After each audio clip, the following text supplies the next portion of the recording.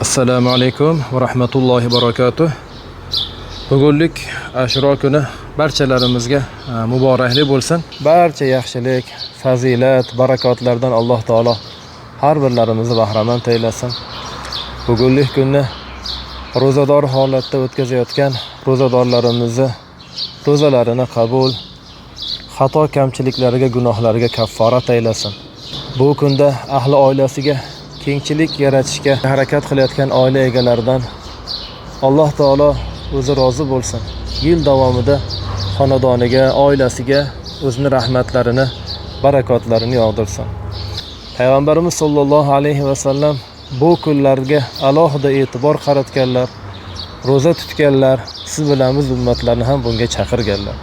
Odam alayhissalomning tavbalari aynan mana shu kunda qabul qilinishligi, Nuh alayhissalomning kemalari mana shu kunda Judiy tog'iga to'xtab najot topishliklari, Ibrohim alayhissalomning olovdan omonda bo'lishliklari, Yunus alayhissalomning baliq qornidan chiqishliklari, Musa alayhissalom va Bani Isroilni Fir'avn zulmidan najot topishliklari, Yusuf alayhissalomning zindondan ozod bo'lishliklari va otalari bilan yillar davomidagi ayriliqdan keyin diydor ko'rishliklari hammasi mana shu Ashura kunlarida bo'lganligi tarix kitoblarimizda aytib o'tiladi. Shuning uchun payg'ambarimiz sollallohu alayhi va sallam ham bu kunga alohida e'tibor qaratib, siz bilan bizlarni ro'zador holatda o'tkazishlikka, bu kunlarda chiroyli yaxshi amallar qilishlikka chaqirganlar.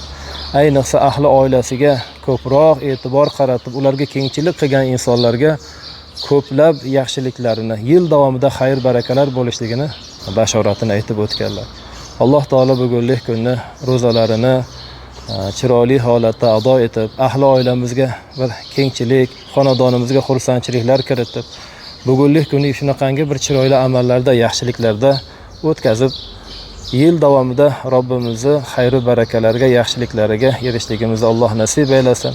Yanagi yilga mana shundoq Ashura kunlariga, Muharram oylariga tinchlikda, omonlikda yetishligimizni Alloh muvaffaq eylasin. Assalomu alaykum va rahmatullohi va barakatuh.